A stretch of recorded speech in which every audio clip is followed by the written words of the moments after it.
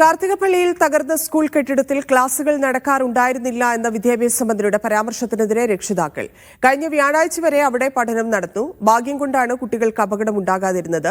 അൺഫിറ്റായ കെട്ടിടം പൊളിക്കാനായി മാറ്റിവെച്ചിരിക്കുകയായിരുന്നുവെന്നാണ് പ്രധാനാധ്യാപകൻ അറിയിച്ചതെന്നാണ് മന്ത്രിയുടെ പരാമർശം.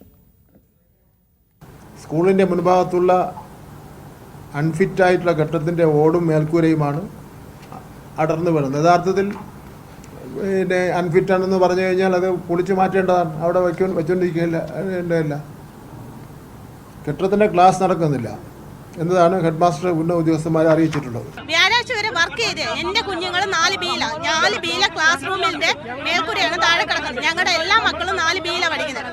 അപ്പം വ്യാഴാഴ്ച വരെ പഠിച്ചെടുത്ത് വെള്ളിയാഴ്ച വിദ്യാഭ്യാസം ഇന്ന് വർക്കിന്റെ ആയപ്പോൾ ഇവര് വീണിട്ടുണ്ടെങ്കിൽ ഇവരെന്ത് കള്ളത്തിനും പറയും?